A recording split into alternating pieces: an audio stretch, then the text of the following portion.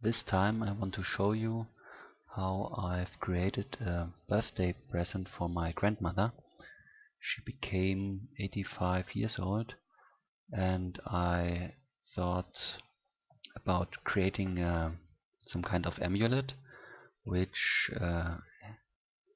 has the shape of a tree trunk and which shows annual growth rings for each of those 85 years.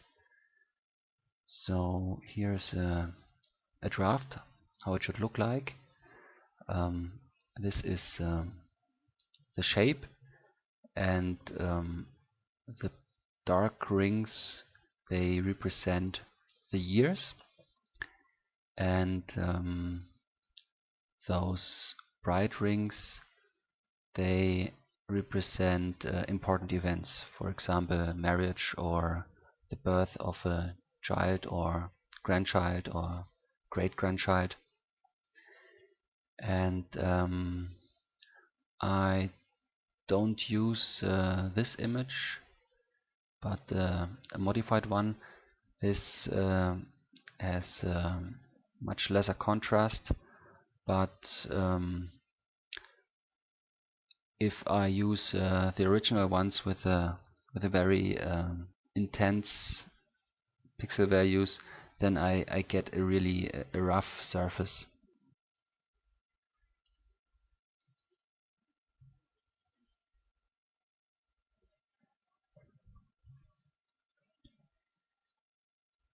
So let's start with the front side and designing the shape of the object.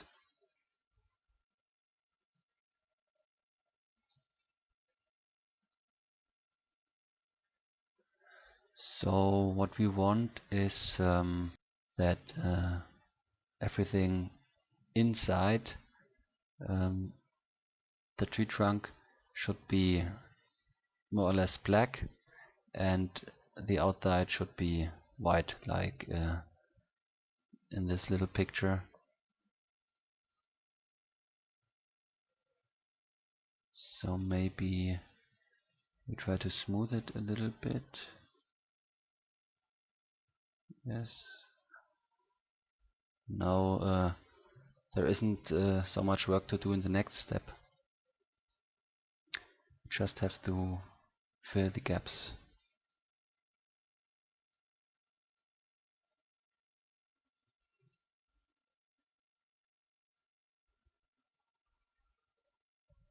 And take the pen for the rest.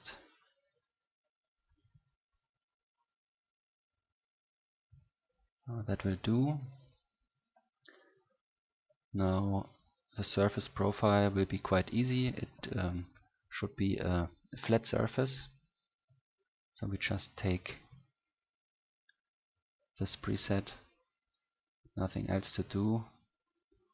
Now it gets interesting, the decoration element. We use the same image, and since we want to keep the original gray values, we choose the bas relief mode.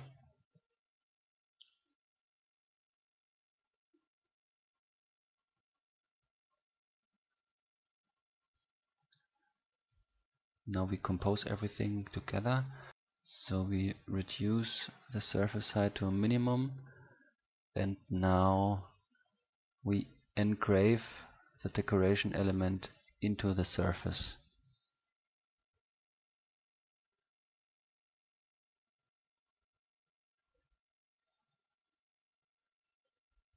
You see that some of those rings, they seem to be collapsed. This is because of the technique how the decoration is engraved into the surface. So only dark values really change the surface, and everything else will be clipped at the zero level. So if we don't want that, we have to enable the no clipping option. Now all the original bright and dark values are preserved, and we still are able to engrave the decoration into the surface.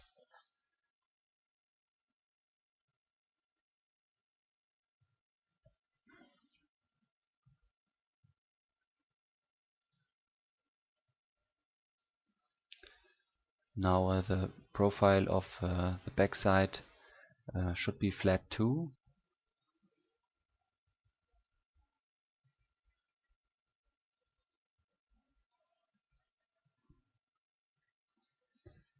And we want to engrave some text.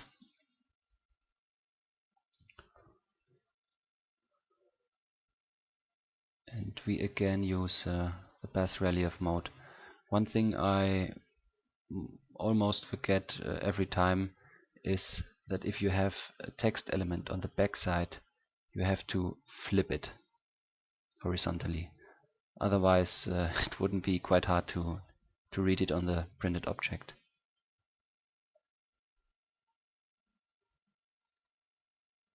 So now compose everything together. Again, we want the surface height to be quite low, and now we engrave the text.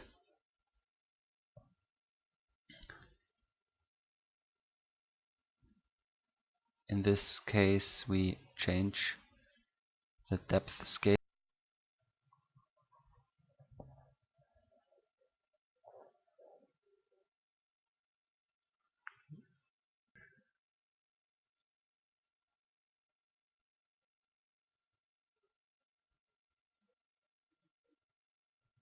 We must not cut too deep, otherwise we get holes.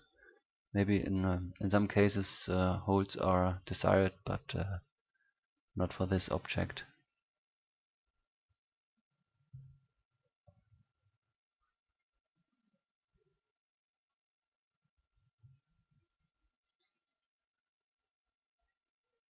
Since we need a lot of detail for the growth rings, I reduce the smoothing and I increase the number of points. There's also this all points option, but if you choose this, you will probably get more than 1 million polygons, and then your printing service might get problems with that.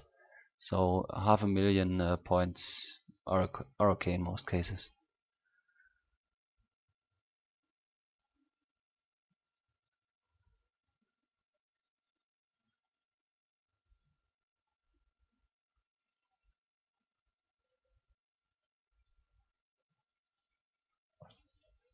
This looks not bad. So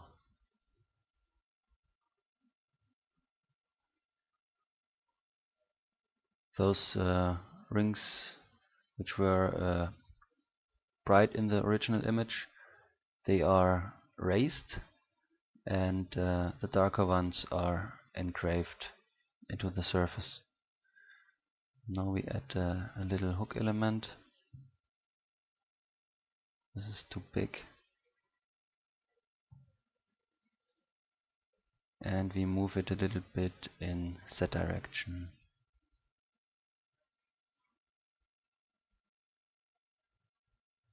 Yeah.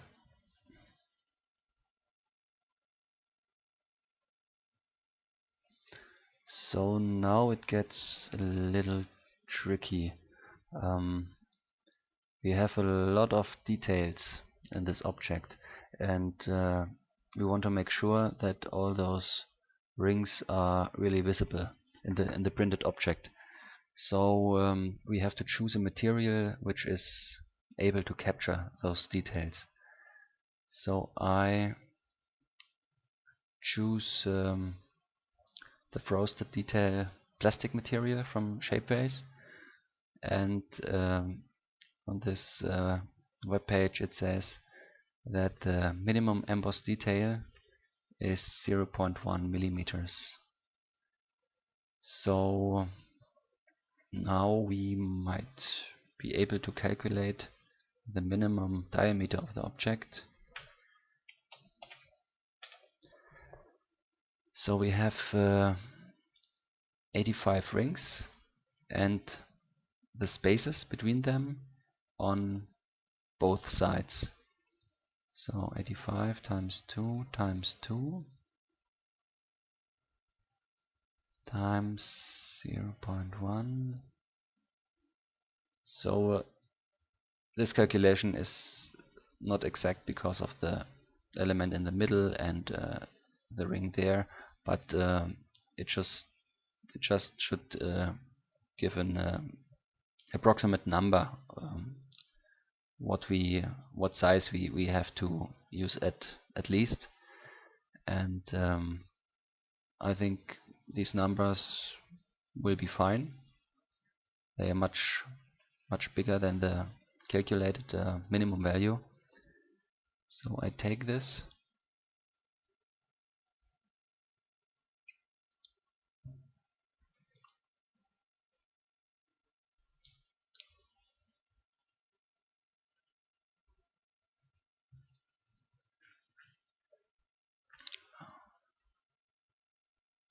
and we have a little bit more than 1 million faces. So I think it will be okay for Shapeways, but it shouldn't be much more than this. And of course, this is the second time I create this object. I did it several weeks ago, and I have already the print. And to be honest, Shapeways had some problems with the object, and they told me that the wall thickness is too low. So I'm not really sure when an embossed detail becomes a wall. So they say the embossed detail is 0.1 millimeters, but if the details are raised or engraved too much, they are not embossed details anymore, they become walls. But fortunately it's possible to print those problematic objects anyway with Shapeways. It's called pilot program or something like this, and then you get your object, but you take the full risk. So if it's broken, it's your problem. And the result was quite okay.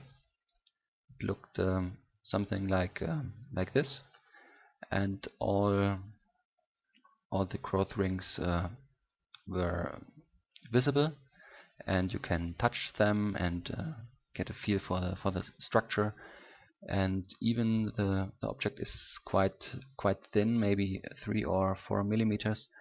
It feels stable, so I'm not afraid that it will break really soon. So yeah, that's it for today.